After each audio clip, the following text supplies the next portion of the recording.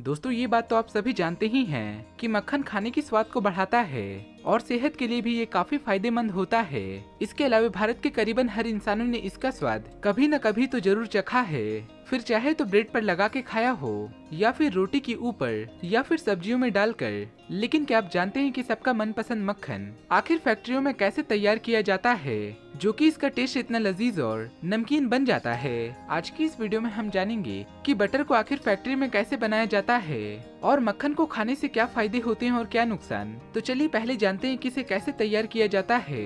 Dairy product बनाने वाली Amul company हमारे भारत देश की ही है और इस ब्रांड का नाम हर बच्चा से बच्चा जानता है।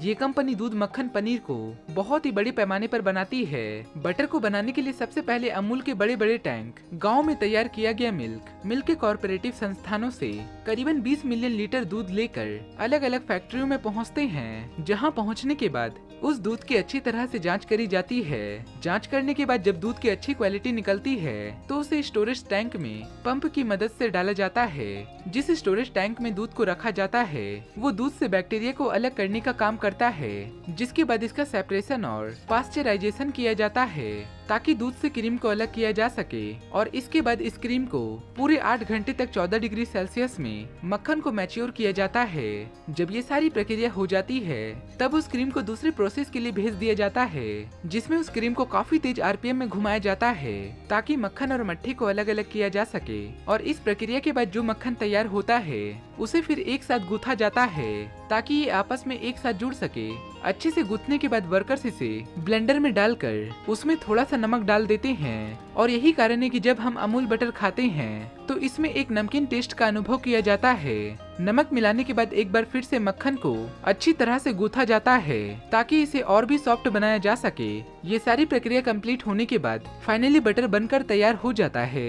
लेकिन अभी पूरा काम खत्म नहीं हुआ, क्योंकि अब इस तैयार बटर को क्वालिटी चेक करने के लिए भेजा जाता है, जिसमें सबसे पहले इसका सैंपल लिया जाता है और कुछ बेहतरीन एक्सपर्ट इस मक्खन की क्वालिटी को अच्छी तरीके से जांच करते हैं। जब सारे एक्सपर्ट मक्खन की अच्छी क्वालिटी से पूरी तरह से संतुष्ट हो जाते हैं और अगर इसकी क्वालिटी अमूल की स्टैंडर्ड पर खरी उतरती है तब इस मक्खन को आगे की प्रोसेस के लिए भेजा जाता है।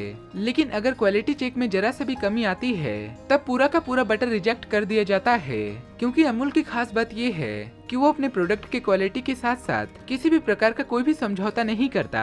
अब बात आती है इसे पैकिंग करने की। सबसे पहले एक मशीन पेपर को बिछाने का काम करती है और दूसरी मशीन बटर को पेपर पर निकाल करके उसे रेक्टेंगुलर शेप पर काटा जाता है। आगे कन्वेयर पर चलने के बाद एक यूनिट इस बटर को अच्छी तरीके से चारों ओर से अच्छी तरीके से फोल्ड करके कवर कर देता है। उसके बाद इसे बड़े बड़े बॉक्सेस में भर करके मार्केट्स में गाड़ियों द्वारा पहुँचाया जाता है और ये गाड़ियाँ पूरी तरह से फ्रिज वाली होती है ताकि मक्खन पिघल ना सके और अपने शेप को बरकरार रखे। अब जानते हैं मक्खन खाने के फायदे और नुकसान के बारे में। दोस्तों बटर में फैट भरपूर मात्रा में देखने को मिलता है।